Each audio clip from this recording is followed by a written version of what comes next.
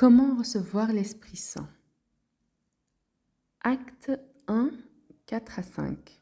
Comme il se trouvait avec eux, il leur recommanda de ne pas s'éloigner de Jérusalem, mais d'attendre ce que le Père avait promis. Ce que je vous ai annoncé, leur dit-il, car Jean a baptisé d'eau, mais vous, dans peu de jours, vous serez baptisés du Saint-Esprit. Un autre verset, Jean 16, 7.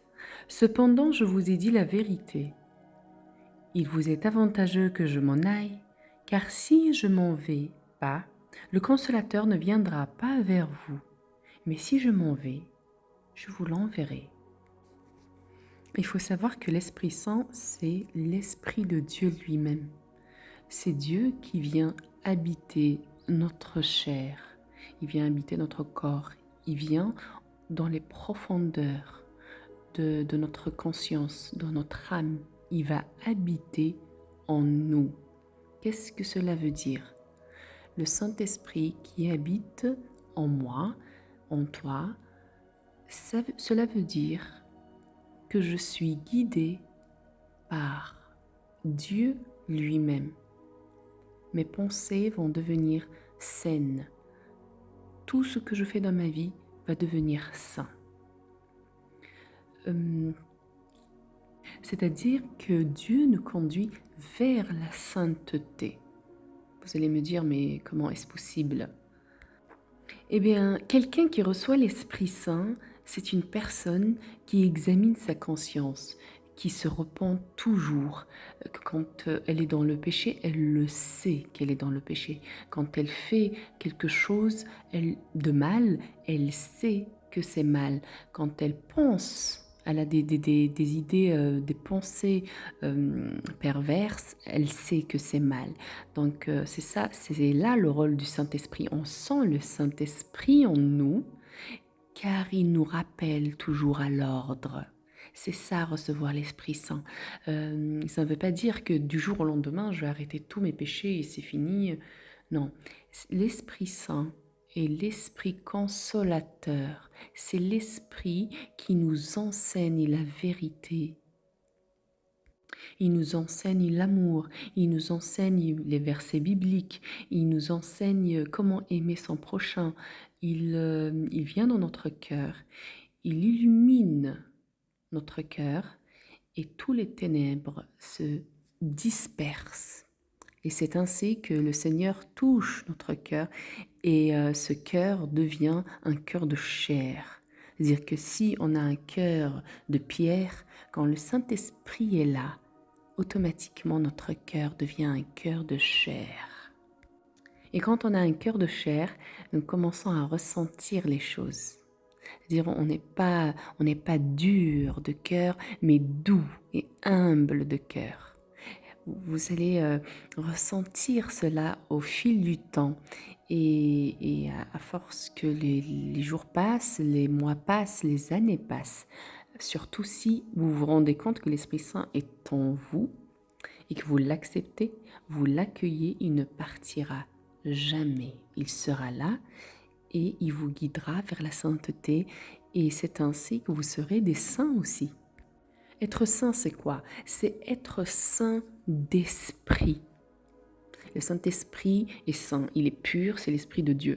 Donc quand il vient habiter notre esprit, notre chair, notre âme, c'est fini. Ça fait un brasier. Tout est enflammé, toutes les mauvaises choses sont consumées de l'Esprit Saint.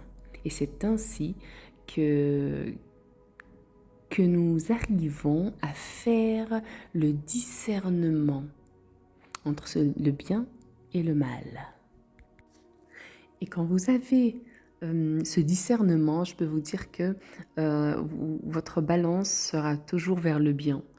Vous voulez garder l'Esprit Saint et vous l'aimez tellement que vous voulez l'honorer et lui laisser de la place dans votre cœur.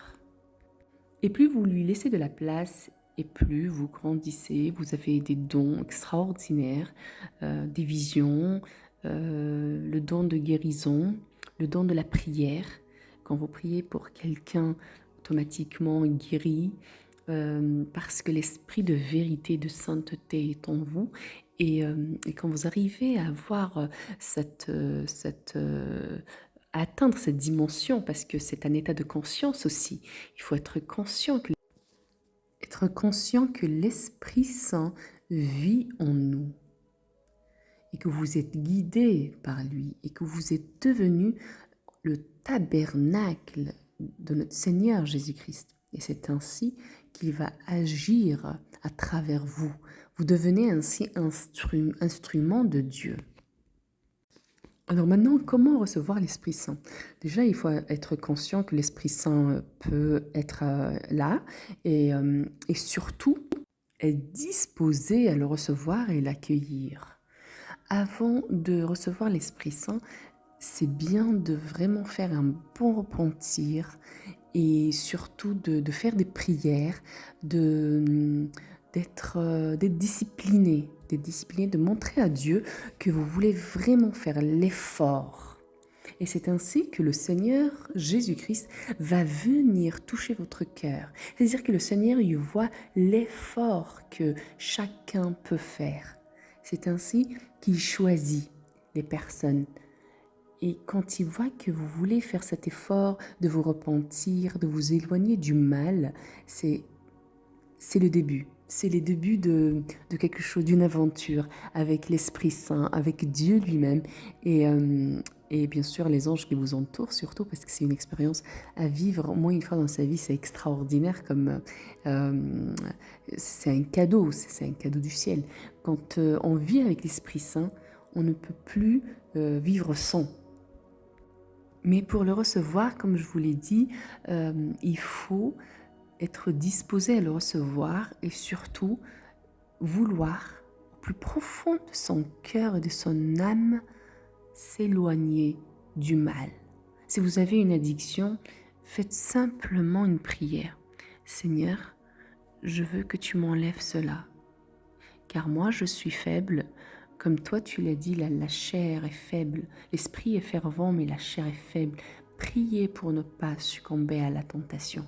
Voilà ce que le Seigneur a dit aux disciples. Et vous pouvez reprendre ce verset et dire, Seigneur, ma chair est faible, aide-moi à être fort, à dépasser cela, à dépasser ma chair et à vivre autant qu'esprit, selon ta volonté. Parce que beaucoup sont dans l'erreur, ils croient qu'ils doivent faire tous les efforts possibles pour plaire à Dieu. Oui, il faut faire des efforts, mais le premier effort, c'est l'effort qui vient du cœur, c'est de le vouloir, c'est ça, c'est de dire Seigneur, voilà, je veux arrêter cela. Ça, c'est déjà, si vous arrivez à avoir cette conscience, vous avez gagné 50% du combat.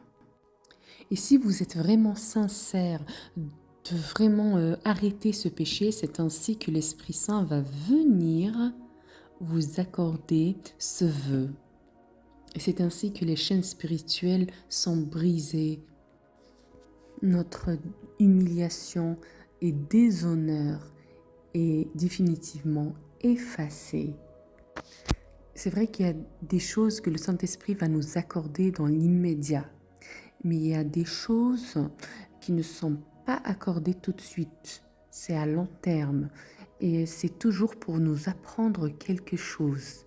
On se rend compte toujours vers la fin du désert, on va dire. C'est-à-dire que on se rend compte toujours que le Seigneur nous apprend en fait à marcher avec lui. C'est pour ça qu'il nous laisse certaines choses.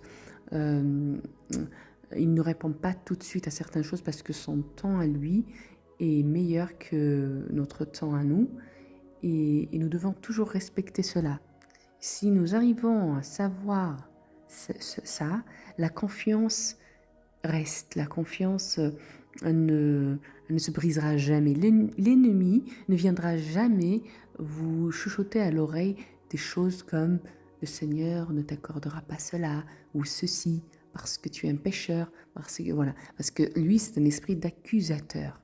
Donc il faut aussi savoir ça pour ne pas tomber dans ce piège, parce que beaucoup tombent aussi dans ce piège et s'éloignent petit à petit du Seigneur. Ils se disent non, non, ce n'est pas pour moi, non, non, ça ne marche pas. Non, le Seigneur est là pour chacun de nous, mais pour avoir ce discernement, il faut la prière et surtout il faut demander. Le Seigneur nous a toujours dit, demandez et vous recevrez. Il faut savoir aussi que le Saint-Esprit ne se pose pas que sur les chrétiens, il se pose sur il se pose sur les musulmans, il se pose sur tout être humain en fait, même s'il n'est pas forcément chrétien. Vous allez dire non, c'est pas possible, mais en fait si, c'est on suit vraiment la Bible, ce qu'elle nous dit. Euh, Nous allons voir ça dans le verset Acte 11-18. Après avoir entendu cela, ils se calmèrent. Ils glorifièrent Dieu en disant: Dieu a donc accordé la repentance aussi aux païens afin qu'ils aient la vie éternelle. C'est-à-dire que même le Saint-Esprit se pose sur les païens.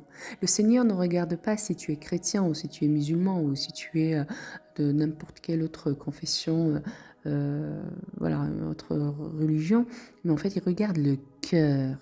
L'Esprit Saint peut se poser sur une personne athée qui ne croit pas en Dieu, qui dit qu'il ne croit pas en Dieu, mais par ses agissements, son comportement, sa nature, sa gentillesse, Dieu considère qu'elle croit, elle croit en lui.